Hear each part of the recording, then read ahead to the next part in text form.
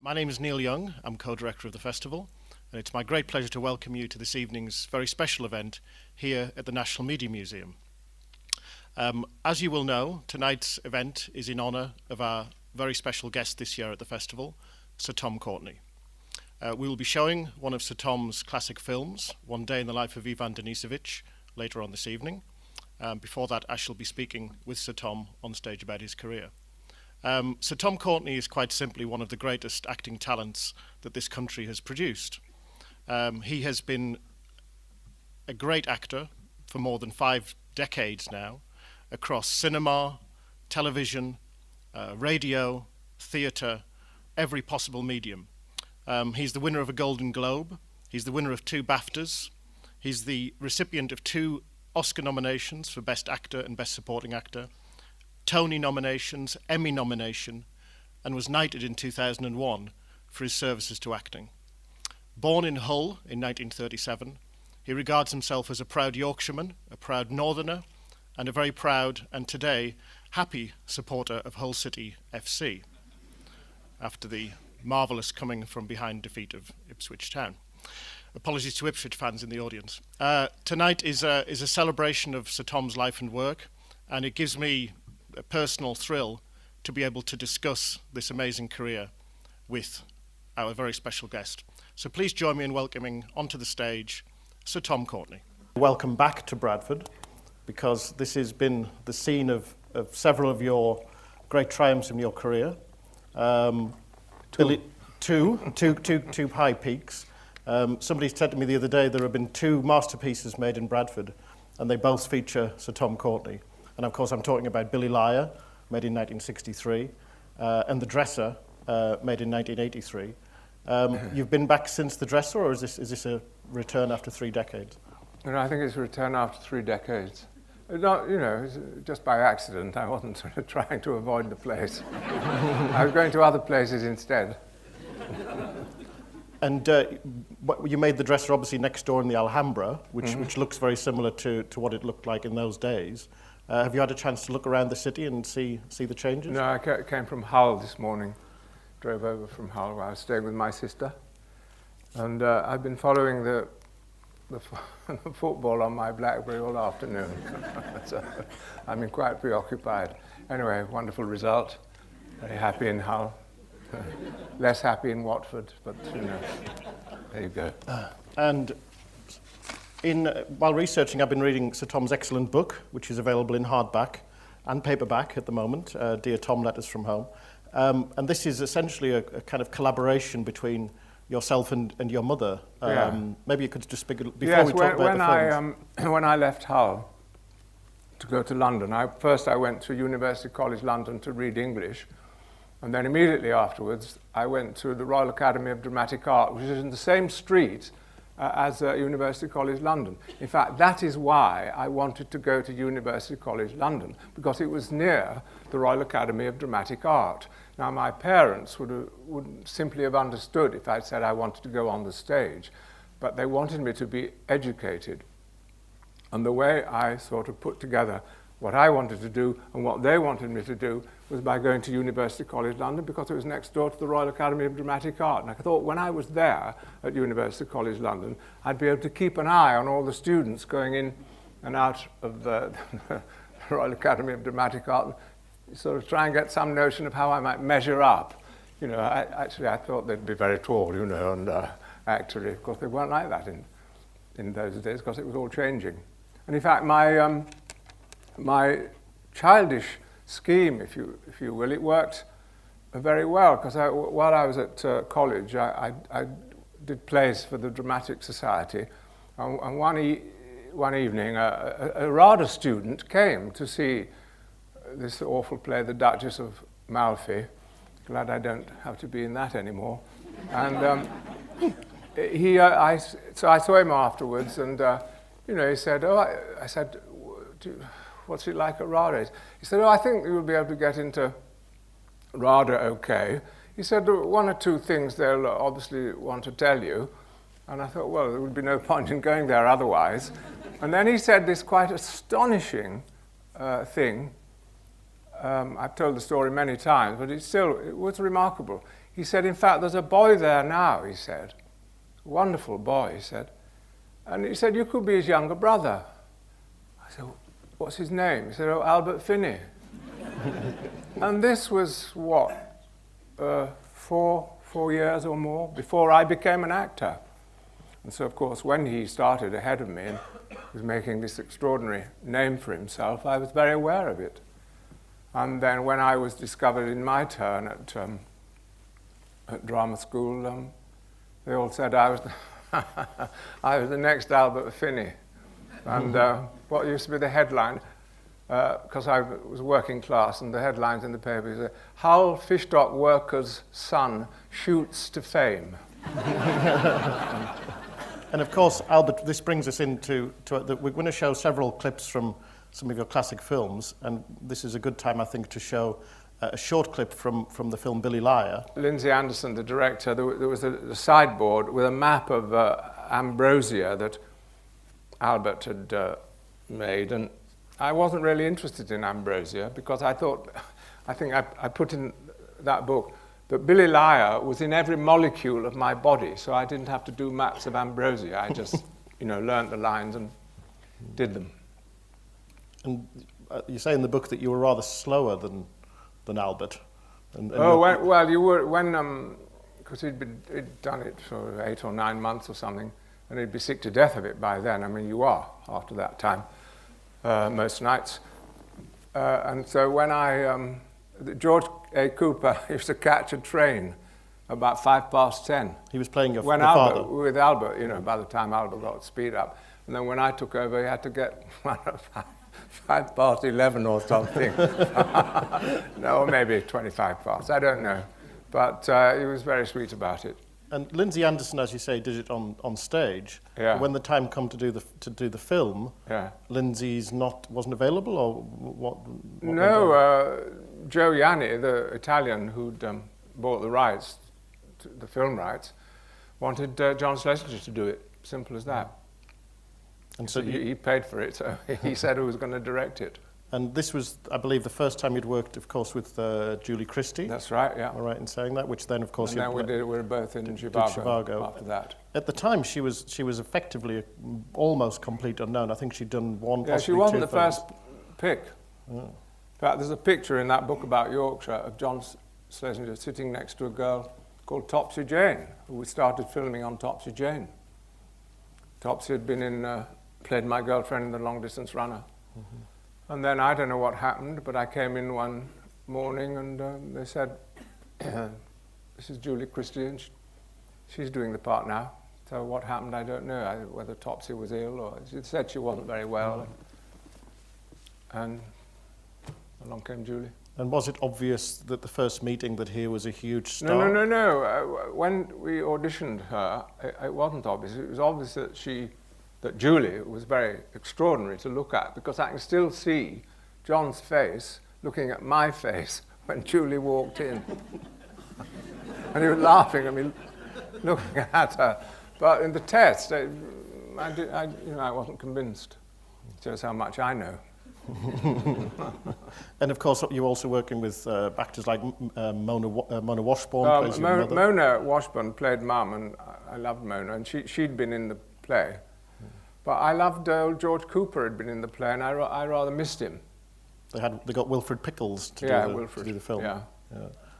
And because George was so strong with his bloodies, and he used to do a little act. He when he went into the kitchen in the last act, George used to mime going to the loo. And he'd go in his trousers, and then he'd get them back on again and go just in time to come on the stage. And he used to do it, and so when he wasn't in the film, I missed him. You didn't suggest that Wilfred Pickles might want to follow? No, I think Wilfred wasn't, as he had a lot on, bless him, because he hadn't, he'd been doing that radio program. Have a go, Joe, you want to have a go, something like that. And he had a lot on his plate with all his lines and things and acting and terrible stuff. And do you have strong memories of Bradford at the time of Billy Liar? Because there are certain scenes when you're walking past the town hall, or well, there was this.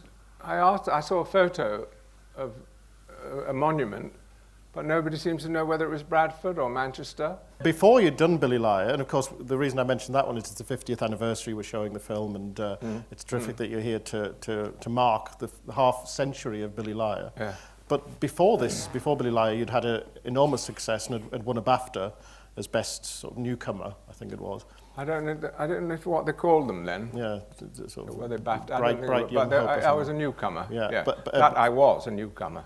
For a film which also has strong local connections, because directed by Tony Richardson from just up the road in Shipley, one of our leading directors of the 60s, the film The Loneliness of the Long Distance Runner, which was, I think I'm right in saying, your very first film, and this was fresh from RADA. And yeah, well, I walked out of RADA to the Old Vic company, and I was given the part of the young man in The Seagull, which was the one part in the world I wanted to play.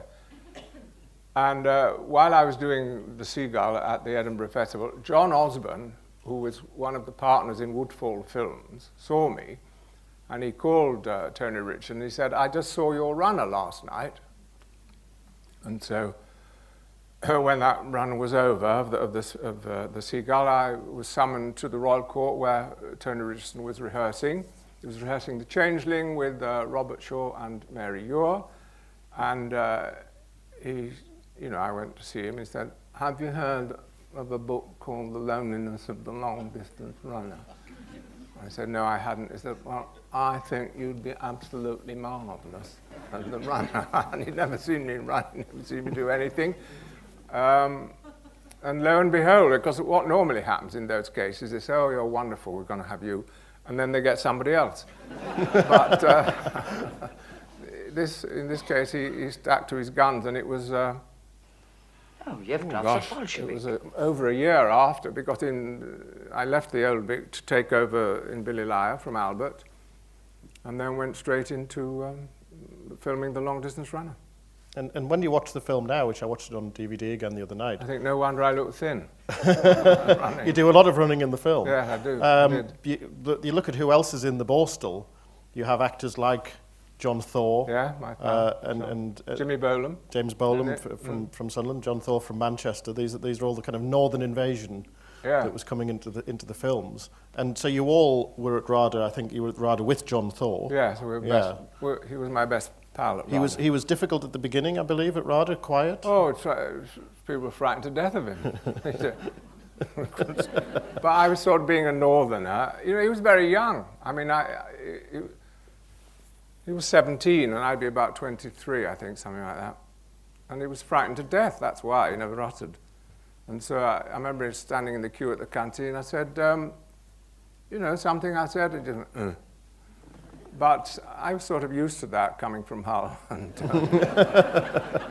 we became best friends, and we shared a flat together, and I loved him. And then you got the part in the film, he got the part, and so you were all together. Yes, he went into television, and it was a series called Red Cap. Which, so he did television, and that's what he went on doing, and it grew and grew and grew. Well, we've got a clip lined up of Long Distance Runner, which is actually with James Bolam, and also Avis Bunnage, who's playing your mother. Yeah, I'm right in saying, in the film. And again, Tony Richardson, who directed me, always liked to pick on somebody, and he knew it would be unwise to pick on me, because he knew I'd just cry. So he used to pick on Jimmy Bolam. "Oh, Jimmy, why can't you be natural like Tom?" Don't say that to him. He's going to hate me for the rest of my days. But whether he has or not, I can't say. And the clip that we're going to see is in the film, I'm sure many of you have seen the film, which is Tom running in the countryside and remembering the events that have got him into the position that he's in Borstal, which ties in with his difficult family life. His father has died, and his mother has become friendly with another man, and they're in the house, and it's early 60s, and there are problems in the house. So if we could see the clip from The Loneliness of the Long Distance Runner, you can see it on the monitor.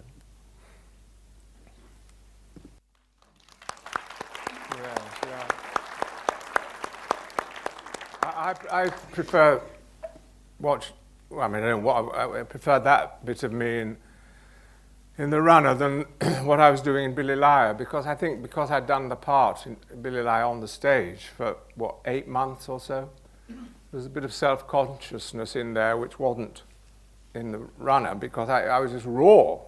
I was terrified anyway and didn't know what was going on. What were all these people doing around the camera? And Tony Richardson was very clever with me. I never remember doing more than 1 take, sometimes maybe 2, because he knew, get that sort of raw thing, that very natural thing. And I wasn't experienced enough or clever enough to be able to do it the same again and again. Whereas now in my last film, Quartet, we have Dustin Hoffman, who said, Brando says never do anything in a movie that you can't repeat 30 times. Dustin, you're having a laugh, sure. He was. And he made us do a lot of takes, but we loved him. But then, of course, I've been doing it for a few years, so I suppose it gets easier. And I think it doesn't actually, but... I think you're 23 at the time of making Long Distance Runner, first film. It has a global impact. I'm reading the American critic Stanley Kaufman. Tom Courtenay, who plays Colin with the grim secretiveness of a small time bomb, has the grainy look of a teenage old man, said one of America's leading critics in a glowing review. So this is kind of worldwide attention, worldwide fame from the first film. It wasn't successful in America, which I think was better for me. Mm-hmm. It didn't take off there. So, I wouldn't want to go there. I did one film, King Rat, in Hollywood, and all that. I had a very good time being in Hollywood. I couldn't wait to get back home. I could never have settled in Hollywood and tried to become a Hollywood movie actor. And at that time, I wanted to go on the stage. Really, I was obsessed with it because I thought that's where you'd learn to perform in front of audiences. You learn things.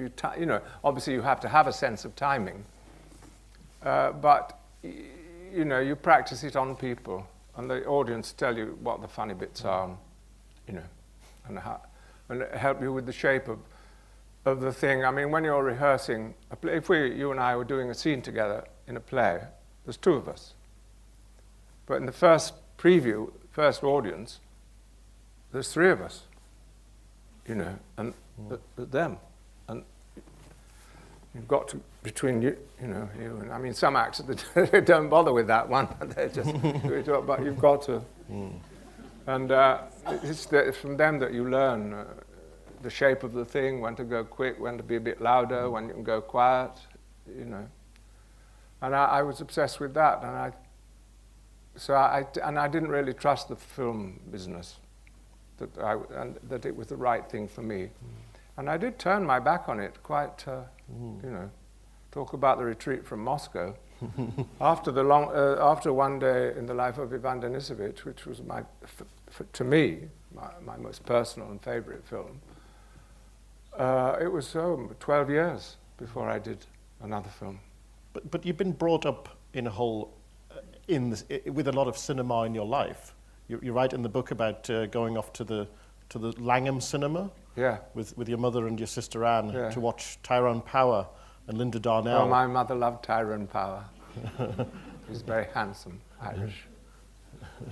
But you were brought up watching these movie stars and to then be a movie star yourself and getting offers from Dirk Bogarde. I remember being more impressed by seeing Alec Guinness and John Gielgud, because our English master, he was stage struck. He told me about all these actors, you see, on the stage. And they're the ones I was much more interested in. Did you get a chance as a sort of young man and a small child in Hull to go to any theatre, or you had to go to the cinema? No, I occasionally went to the new theatre. But it was weekly rep, and it cost, how they did it, I can't imagine. You know, you do a play, you rehearse for a week, and then you open on the Monday, and on the Tuesday you start on another play. And, it's impossible. But the idea of being in show business or an actor, obviously people like Brian Ricks and Ian Carmichael had come from Hull, so there was a precedent. Yes, but I didn't. You know, it wouldn't have gone down well at home for me to mention them, because they were moneyed families. Carmichael was a jeweller's, and Ricks was the petrol stations. So for a Fishdock lad to say, I'm going to do what they did, it wouldn't have. And maybe for people who aren't familiar with what your parents did, both of your parents were working in the Fishdock area of Hull.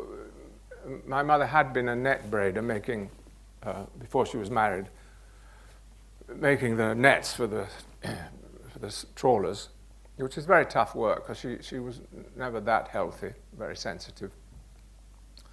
And she used to take net in after they were married to earn a bit extra money. And we call it the kitchen, the room we lived in. And there was net everywhere. You couldn't move for it. But my father worked on the fish dock. They called him a chipper and painter. They just helped keep the trawlers seaworthy. You know, they cleaned them down and painted them. And it was quite tough, especially in the winter. And that's what he did. Everybody in the family worked on the fish dock. Of course, it's gone now, but then things do go. And I couldn't wait to leave it, and my parents wanted me to leave it. They did not want me to work on the fish dock. They wanted me to get educated. They didn't know anything after that, but they wanted me to go to university. That's what they wanted, not go on the fish dock. And I wanted not to go on the fish dock. I wanted to leave Hull. But in fact, it wasn't Hull, really. It was the fish dock. It was like a village, or a large village, or a small town within the city. And it was they had more pubs to the square yard than anywhere in the country, it was said. And there was work, you see. Everybody had work. And there was a lot of camaraderie. It's in the book, and not badly described, I have to say. Well, I knew it, and I realized I was very fortunate to be brought up there, although I couldn't wait to leave it. But I was lucky. One thing that stood out when I was reading the book is that Amy Johnson was another great daughter of Hull, the aviator, flew around the world. Aviator. And your school had a prize. Yeah, the school I went to, Amy Johnson had been a pupil when it was at another building, but it was the same school. And there was a prize called the Amy Johnson Memorial Prize for Grit.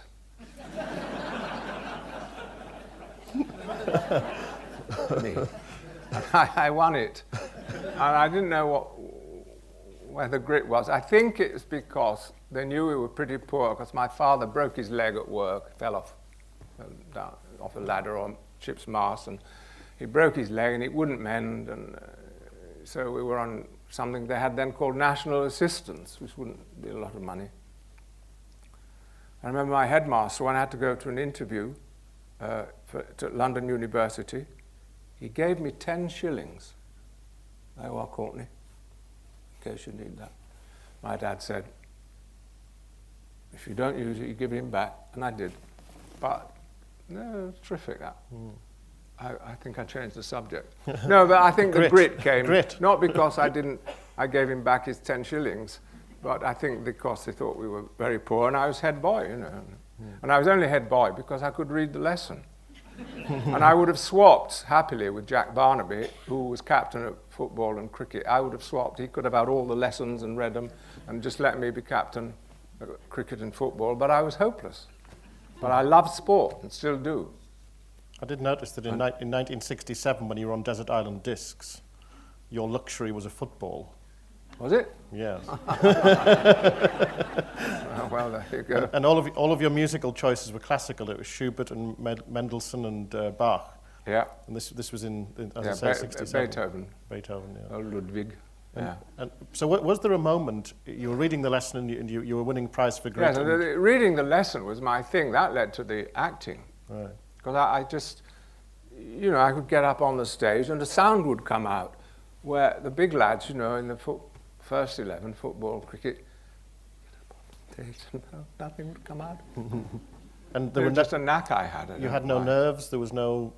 No, not then. Oh no, couldn't wait to get up there. That's changed. Because there was something you said about I think you played 500 performances of The Dresser. Yeah. And you said you were nervous before every single performance of The Dresser. Yeah, and you get so angry. Why do I have to be nervous again? Why? And even after hundreds of performances. Because actually, when you've done it a lot of times, your memory becomes, when you're in your first performances, you're actively remembering. It's like a musician, I suppose. Before it becomes automatic, it's a work of memory. But once you've done it, say, 3, 4, 5, 6, 7, 8, 9 months, there's a sort of tape in your head, and it just happens. But if, for instance, you start to think ahead, or even just start to think, the tape can just snap, and then you are lost. You can't work out quite where you are. Whereas at first you're doing that all the time. Now I walk to there, now I sit, now I pick up the bottle, then I say, you're using your memory. But after hundreds of performances, I don't know what you're using. But if it goes, it goes. So maybe that's why. Maybe the nerves help. Just help keep you concentrated. Keep it together. And one of the touching things in the book is that your mother becomes very ill and actually dies in the early 60s when you're kind of just breaking out and having success. Yes, it's the best thing I've ever done. It's better than any acting I'll ever do, that book. And as I'm sort of discovered, she's dying of cancer, but still writing these very touching and funny letters. And you get my being discovered through me, I'm telling what happened, and then you get her take on it when she was interviewed by the Hull Daily Mail and said all the wrong things. But she didn't. She said what I told her. I said, oh, so-and-so, he says I'm going to be, so-and-so says I'm going to be a star. And so she told the Daily, oh, so-and-so said he's going to be a star. And you can imagine, that didn't go down well, did it? With all the family, shouting her mouth off. And my sister said, when her interview appeared in the Hull Daily Mail, she kept the curtains closed for a week. She was so ashamed. And all she said was the truth. I think there was a thing about possibly a film with Dirk Bogarde, who, of course, at the time was this I went to an colossal audition star. For a terrible film it was. But I just joined an agent, and they said it'd make you think, they're doing something for you, so they send you off to an audition to completely. This was the singer, not the song. Singer, not the song. Yeah. It was called, and Dirk was in black from top to bottom, leather. And you're up for this part of a young Spanish boy, and this didn't yes, come off. he knows more than I do. Wow. Yeah, it's all written down. But one of the parts that you did get, and this brings us to our next little wee clip. Was Dr. Zhivago. Dr. Zhivago isn't with us tonight, but we have Pasha with us. I can tell you about Omar. Yeah, I can tell you about Omar. And this was the film that brought you your first Academy Award nomination, 1965. David Lean's. I looked on the statistics. Adjusted for inflation, it's still in the top 10 biggest hits in the history of cinema. Really? If you adjust the ticket prices, it's number 8 or number 9, and still talked about, still watched, still one of my mother's worships Omar Sharif, and still one of her favourites. We've got a little clip of you and Omar, who's also now a Hull City fan. We can talk about that. So we could have the little clip of Dr. Zhivago. In this scene, Pasha, who has been an early kind of revolutionary, and is now a leader of the Soviet Union, effectively in some way, has a meeting with Dr. Zhivago, who has previously seen him earlier in the revolution, and various things have happened, and they meet in a remote area. So we'll watch the clip and then clearing. Yeah. Try and remember the train sitting there in this clearing. Oh, terrifying.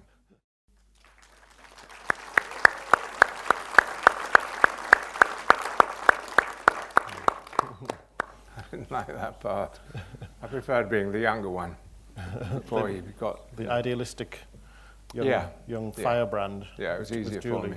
Yeah. Yeah, that was very hard. And David Lean's methods were different from, I believe, the other directors he'd worked with. Well, yeah, because poor Rod Steiger, you know, with all his method and that, and his motivation. I mean, David didn't like anything like that. And you know, people like Alec Guinness and Ralph Richardson, you know, say, oh, you walk there, and then, well, fine, David, yes, we do. And they just did what he told them. Whereas Rod kept having ideas. And there was a shot of him and Julie coming along in a carriage, and David had worked it out. He worked his shots out, and that's really how he liked to do it. And Rod said, David, I've got a great idea. If you give me more track, if you make the track longer and go with me, I'm going to do something to surprise Julie. What do you do? All right, so they laid some more track. And what Rod was so proud of his idea, he just grabbed Julie and put his tongue in her mouth. And that was what the rest of the track was for. And David thought it was awful and appalling. But Rod was very pleased with himself because he thought he'd been creative. And Omar, I believe you're still in touch with him. And what's the story, how you converted him to a whole city supporter? Well, when Omar... we were both in a film called The Night of the Generals after Chicago, and Omar got this huge apartment which was let to film stars. And he said, Tom, you come here, you have your own room, your own bath. So we shared this flat, and he taught me to play Scrabble, for one thing. He'd never keep a tight game, and he'd show me the vowels. You see, look, I have beautiful consonants, I have beautiful vowels. and his ambition was to beat me by one, because he had a mathematical mind. But one day he miscalculated, and I beat him, and we never played again. In fact, years later, Alec Guinness was having lunch with him, and said, oh, Tom told me that you taught him to play Scrabble, and then he beat you, and you never played again. I said, that's probably true, said Omar. Omar said, will you phone this? I can't do Omar's accent. I'll do mine. Will you phone this number for us, Jean, if you don't mind, on the production phone?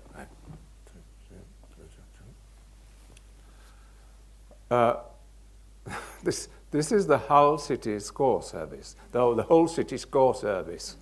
The score at Boothbury Park this evening was Hull City 2, York City 1. The scorers for Hull City were Ken Wagstaff and Chris Chilton.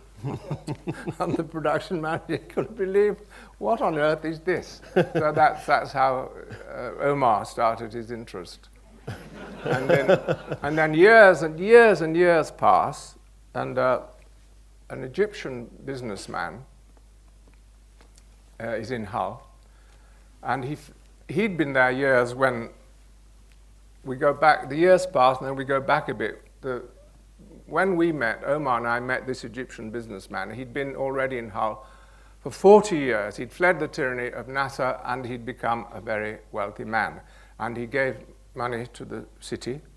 In fact, gave money to Hull City last year, 50 million. But to the university, he gave money to the university, and he's a general, he loves Hull. He thinks he owes it a debt. In fact, the debt he owes is to himself, with his hard work and his cleverness. But he wanted the university to give Omar a degree, and Omar said he'd only come if his old pal Tom came. Well, he didn't mean it, but he could say that. He would have come anyway.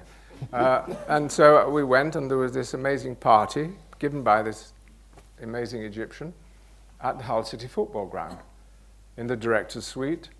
And on the morning of the party, I wasn't there. Omar said, when Tom and I in the D7 Foch, that was our address in Paris, who was the player who scored all the goals? Oh, you mean Waggy? Ah, yes. Can't he come to the party? So he did. They found him up, and along came Waggy. And as I say, this got you your first Academy Award nomination. Did you go to the Oscars in those days, or did you, even then, were you nervous of Hollywood? No, I didn't go then, no. And in fact, in my supporting category, the wonderful, what's his name? I said it earlier today. Walter Matthau. Yeah, he was wonderful, quite right. I couldn't hold a candle to him. Well. No, so he won it. And you mentioned there Night of the Generals, which is one of my personal favourites, featuring Peter O'Toole in one of his most extreme performances. Your path has crossed Peter's several times over the years. Do you have a good relationship with Peter O'Toole, or do you hold him in reverence? It's sort of in and out, you know. It depends on his mood. So I was never friends with him like I was friends with that, and I'm friends with Albert. But he's certainly a remarkable actor. In fact, that film, Venus, about the old boy falling in love with Leslie a girl. Phillips and Peter O'Toole. I thought he was tremendous. Yeah. But I've seen him when he's very wide of the mark and nobody can tell him. He goes very much his own way. But in Venus, he was simply wonderful. And you were offered to do Hamlet, I believe, by Olivier. To take over from O'Toole, Peter but you didn't want to do that? No. It was hard enough when I took over from no one, but to take over from O'Toole then would have killed me. It would have ended my career. And you mentioned earlier that you did Night of the Generals, Dandy and Aspic with Lawrence Harvey, Otley, spy thriller. There's the car chase sequence in Otley. Several people have told me is one of the funniest sequences in the film, although it's not. It wasn't a very successful film, and perhaps it doesn't really quite work. But the car chase is being pursued by these villains or hard men or whatever they are, while he's having his driving test, and it's a quite brilliant idea. And eventually, the driving instructor, played by my dear old friend Jimmy Cossins, who I was in many plays with, he's so panicked. Just go, oh, you passed, Mr. Otley, you passed, because he's terrified. But that was a very clever idea. The boys, that's Dick Clement and Lafreniere, old pals of mine. Ideally, we would have another hour to talk about your theatre work, because this is a huge element of your career. Well, it's mostly what I've done. Yeah, and as I say, the period between sort of early 70s and The Dresser was entirely theatre. Yeah, I didn't do film. With enormous successes, Alan Ayckbourn, Norman Conquests, and working in Manchester at the Royal Exchange. What was there one particular reason why you said no more films, just theatre? What was the one reason why you did that? Well, I got in the plays and they were successful. They ran a long time. It's just something, it just happened. And you were turning down films during all this time? I expect I was, but if I turned something down I didn't want to do, it sort of doesn't count, does it? You think, well, I didn't want to do it anyway, so you don't think, But latterly I've turned a couple of things down, which perhaps I shouldn't have, but you don't know at the time.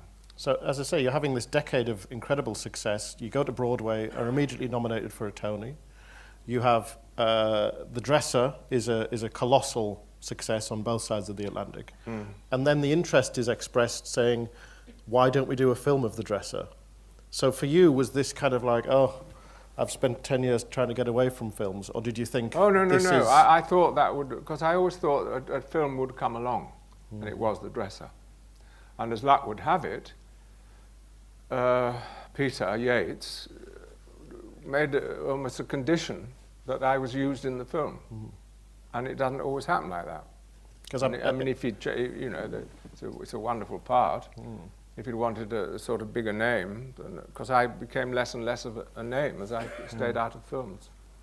When I was doing the research, I was dipping into biographies to find references, and I found one in Sir Michael Caine's biography, and he said that he was pestered constantly by Orson Welles to do The Dresser, a film of The Dresser with Orson Welles in what we now call the Albert Finney part, and Michael Caine in the part that you play, which is now that we know the dresser is science fictional to imagine these two playing those parts. Well, but they, you know, he was a big, you know, he was a film star. Yeah.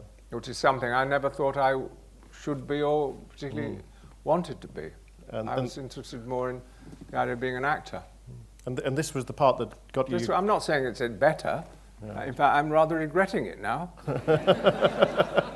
But it's too late. And now all I want to do is films. Now it's too late. Yeah. Well, that's life. We showed this film last night in the Cubby Broccoli screen, and the audience lapped it up. And not just because it's a Bradford film, because it's a marvellous film. We've got a clip of The Dresser, which features Albert Finney and yourself. And for those who haven't seen The Dresser, it's set during the war. A great theatrical actor-manager is having a crisis, and Sir Tom is playing his dresser, Norman. Sir Tom, the Sir. Tom is playing his dresser, Norman. And as you'll see in the scene, Sir is the name of the character, is having some problems backstage and needs some help. So if we see a brief clip from The Dresser by Peter Yates and Ronald Harwood.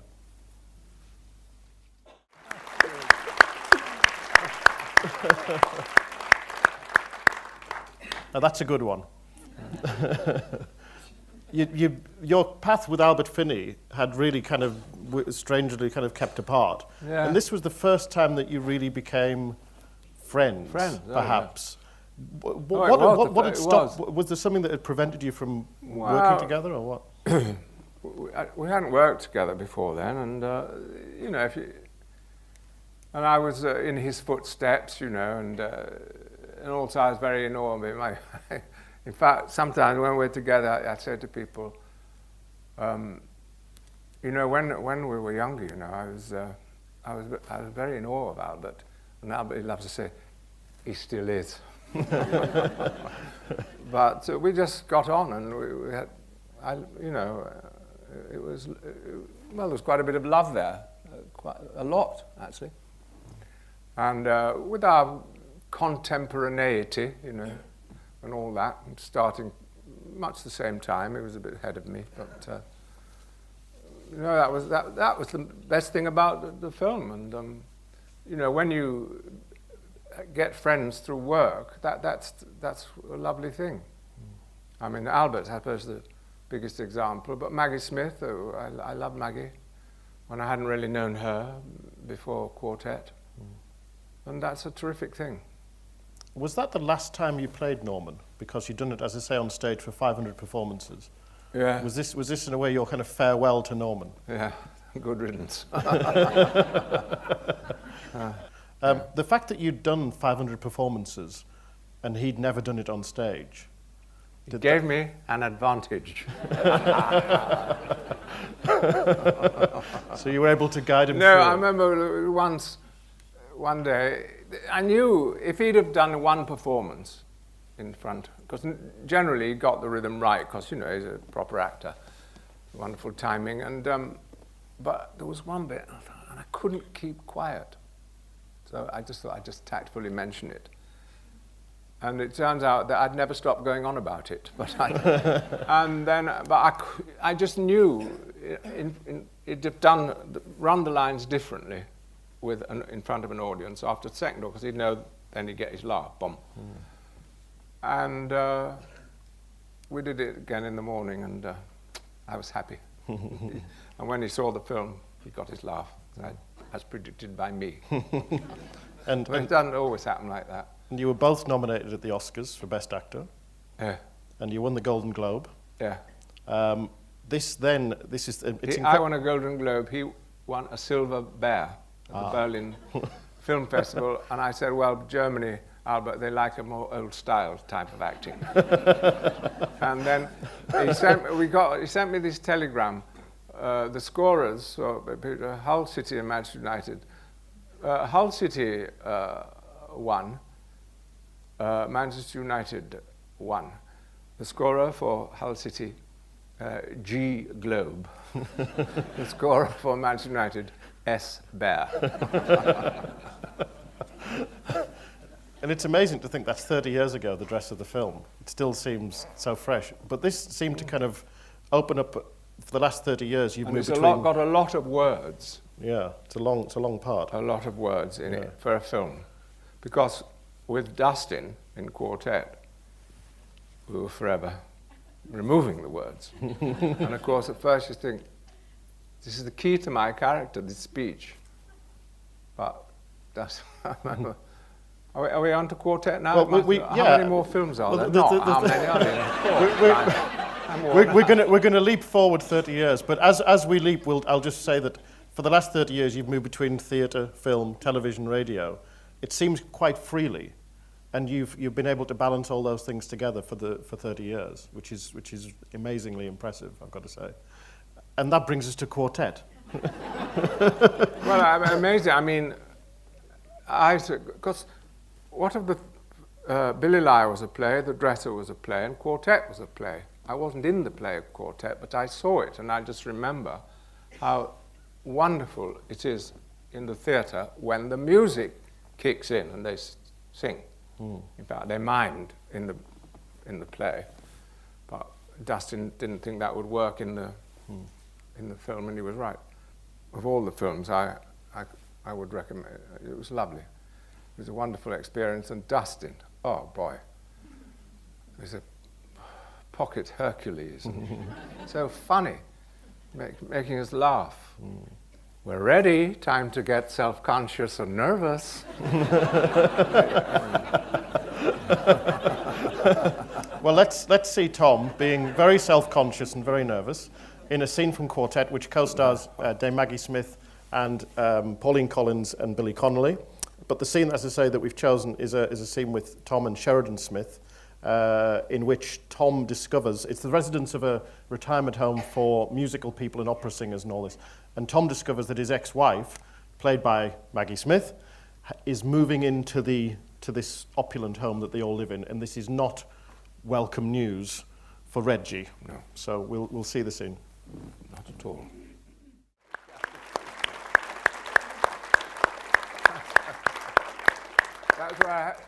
That's why I had my speech. I'd learnt it. Well, the best part was I'm talking to Reggie lectures students, so gives them talks, and he's talking away, and it's going very well, and all of a sudden, Jean, his ex in past life, appears in the doorway.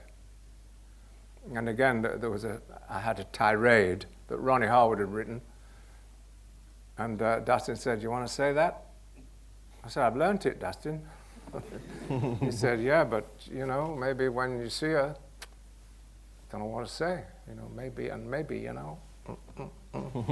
of course, he was quite right, and it's better. And he was always trying to, get rid of words, because he wanted it to be a film, not the film of a play. And I think that's really the main difference between The Dresser and Quartet. I think Quartet's a bit more of a film than The Dresser. And you were personally very instrumental in it becoming a film. I suggested to Ronnie Harwood that he wrote a screenplay of his play Quartet, and he got very excited. And then BBC Film commissioned him to do a screenplay, and he did. He really opened it out, because the play is just a four-hander, and he opened it out to be about this wonderful place full of these eccentric and marvelous people. And it went on and on and on, years. I turned other things down, because we thought it was going to happen, because the BBC kept announcing it, and we had Maggie Smith and Albert Finney then, he dropped out later, and I thought it was going to happen, and it didn't. And it didn't happen until Dustin came along. And then, because he liked it because it was about the time of, his life. He's 75. He's 6 months younger than me. Dustin? This is, of course, Dustin Hoffman, the director of the film. And at what point did he enter the process, because he hasn't directed? Oh, after several years of hoping it would happen. Did you reach out to him, or? No, the producer who came into the mix had a lighting cameraman who had worked with Dustin, who'd said he'd love to direct a movie. And John de Boorman, the lighting cameraman, said to Finola, the producer, I think this would be a great subject for Dustin. Sent him the script. He liked it, wanted to do it. A couple of years later, it happened. Still took another 2 years, but at least it was on the way. But it was cost Dustin. And it's still playing in some cinemas, and as I say, on it's DVD, doing very well in America. Yeah. It's really punching way above its weight. Yeah. And I'm conscious of the clock because we do want to throw it open to the audience for a couple of questions. Maybe to wrap up from my perspective, what is next for you? Do you have projects? I don't know. Pipeline? I've been asked to be in a film, I might or not. I don't know. But you're still going to do this thing of TV, film, I don't radio know. stage? Honestly, I don't know. I don't want, no more plays, I don't think. I like to do my larking. If I can find a nice, cosy little place to do it. I won't do it twice in a day anymore, because it's just, I never did like doing two shows a day. In fact, Dustin told me, he asked Laurence Olivier, he says, when you have to do matinee and then an evening, how do you manage that? And Olivier said, well, dear boy, you have to decide which performance you're going to mark. You can't go, if it's a big part, it's tough to go for them both. I mean, you do your best, obviously. But it's like anything, your energy goes. It affects the voice, too. On the phone, you can tell how people are by their voice, often. Not that they're actors or anything, but if somebody's below par, their voice will be even worse than it normally sounds. That's what I'm saying. But this is the one-man show that you did about Philip Larkin's letters and poems. So that may return, or there may be other. Well, it might well. Yeah. So I've got that, and I keep going over it. When I can't sleep at night, I do a bit of it, and I'm half like a lie. But you have to keep going over it, or it will leave your memory. As I say, I think we've got time for a couple of questions from the audience. Thank you. You mentioned your favourite film is A Day in the Life of Ivan Denisovich. Yeah. But that's all you've said the whole evening about the film. Well, pardon? Why is it your favourite film? Well, the director has a huge influence on me. It was because of him that I started working in Manchester, because of him that the Royal Exchange Theatre in Manchester was built. And he got this film made. And it's a very beautiful film. I don't know what this print's like, the one I saw at the Dinard Festival in France, obviously. The print wasn't good. And the soundtrack, which is wonderful, a modern composer, but wonderful. I can hum the little harmonica tune that he wrote when Denisovich sees someone's food parcel on the bunk below, makes him think of home. Anyway. And this is Caspar Raeder, yeah, the director. And he said it was a thing that, it was like something Dustin said about the old musician's home. He said, I don't want to smell the urine. And Caspar said he wanted this Denisovich, the camp, the labor camp in Denisovich. The note he gave to the composer was, I want it to be about a better place, not a worse place. And it's a very, very spiritual film. I mean, it's an art film. It's not going to be everybody's cup of tea. But there was one shot when I'll tell you what Solzhenitsyn said about it. This is very important. Because Solzhenitsyn, who wrote the book, saw Caspar, and he said to him, you have been true to the truth, which you can't get a better review than that.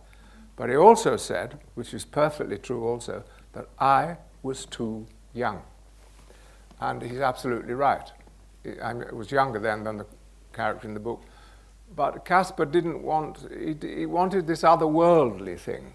And there's a shot in the film, which I saw quite recently, when they paint their numbers. They all have their number on the cap. And if they make sure they're clear, so they can be identified. And he got this painter to paint my number.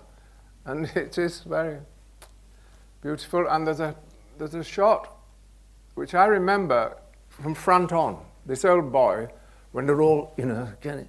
But there's one old boy, and he's in the book, and he doesn't eat like that. He's aristocratic, which is why he's in there, dignified, and he eats upright. And he got this old actor out of retirement who was wonderful, and he eats meals. And that was beautiful. And strangely enough, in the film, you see him from the side, but I remember him from the front because I was watching him from the front.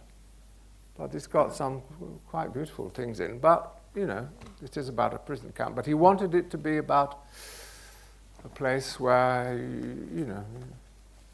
that is better, not worse. It's a film which is not available on DVD and very rarely screened. I think there are maybe one or two prints left. I've been assured the print's a good one, so fingers crossed. I think we might have time for maybe one more question at the back there. Just talking about that film, you just mentioned one thing just a second ago. Why is it that so many of your early films don't seem to get shown on television? The only one that I've seen consistently over the last few years has been Private Potter, which is a wonderful film. Well, that was Caspar Reda who did this one, right? Who did Ivan Denisovich.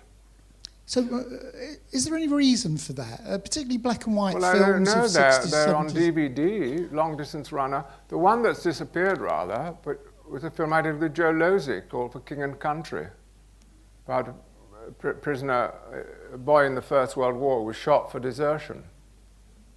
That's one that's disappeared, rather. But there is a DVD of that, and there's a DVD of The Runner and The Billy Liar.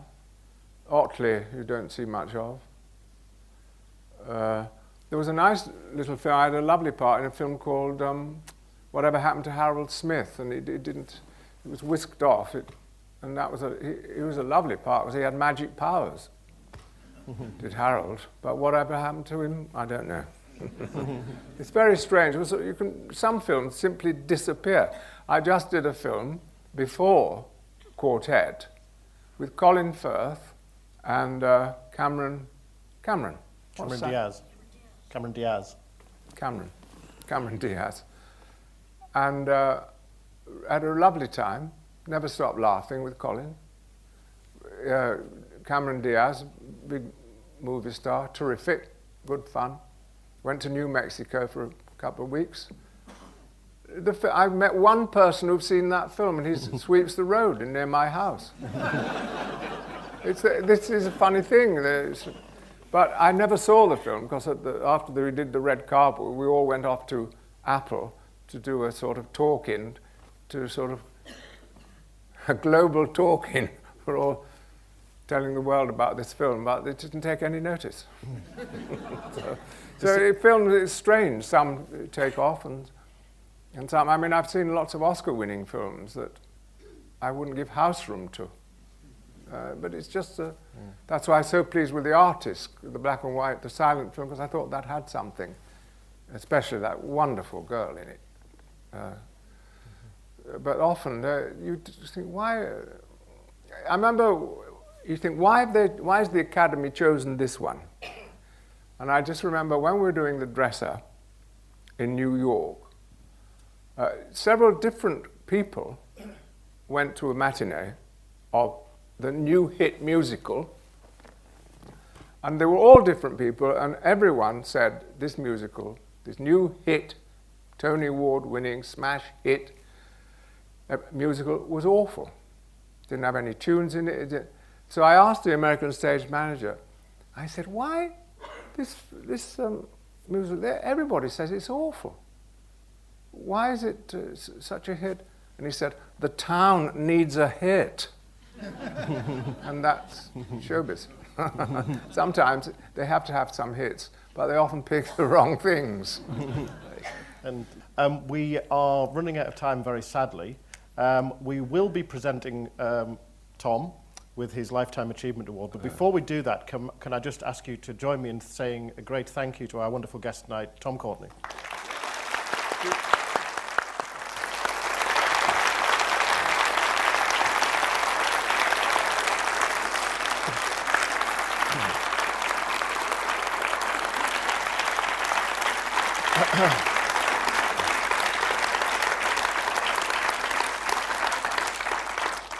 And now a very special moment for fans of Hull City and fans of Tom Courtenay. To present the Lifetime Achievement Award, we have asked someone who's already been mentioned in tonight's discussion. He is to Hull City Football Club what Sir Tom Courtenay is to acting. There was a quote from Dirk Bogarde in his letters where he says, I just wish he would support football less and himself more, he says. I adore him and have so much respect for his work, said Dirk Bogarde in his letters. So that was nice.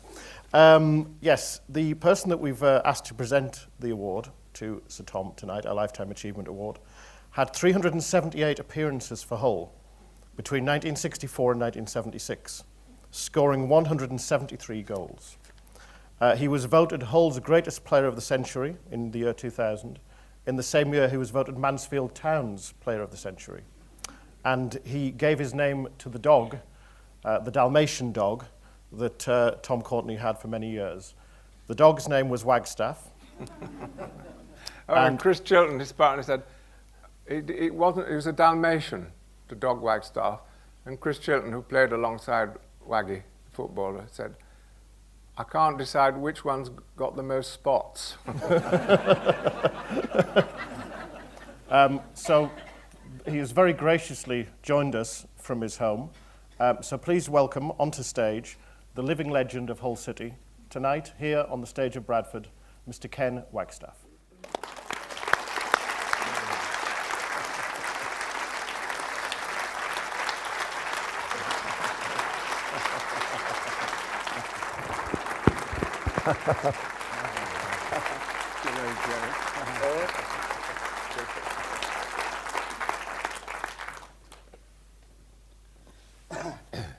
Ladies and gentlemen, it's a great honour and a privilege to give this gentleman this. He once said to me, I'd love to be you, and I said, I'd love to be you, Tom. Because there's no girls on the football pitch, Tom. They're all in films with you. But I've known Tom for 40 years, and I knew his father, and he used to say to me when I was in London, would you take that back and give him to my father? I remember him now, Tom. I used to say, come on, we'll go in the pub and have a few. I said, I don't think your Tom would like that. Anyway, Tom, congratulations. You're a super guy. Thank you very much, Ken. And I love you to bits. Thank you.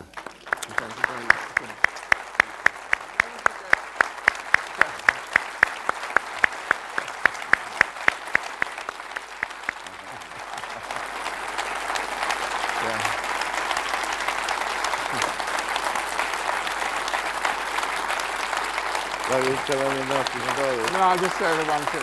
Let me say, my father adored Ken, and he saw him before I did playing for Hull City, and he just waxed lyrical. He said, oh, Tom, wait till you see our new player. He gets the ball, he runs up the field and scores. I remember, I don't know if it's in Tom's book, but we were playing at Watford and Tom took his father to watch us. Yeah. And I fell over in the first 5 minutes and we got a penalty, and Tom's dad said, I think he's a better actor than you, Tom. Congratulations. Well done, thank you, Ken. Thank you. Thank you for coming. Yeah. Hello, mate. Hello. We'll see you over there. We're going to go out the side door. Yeah. Thank you.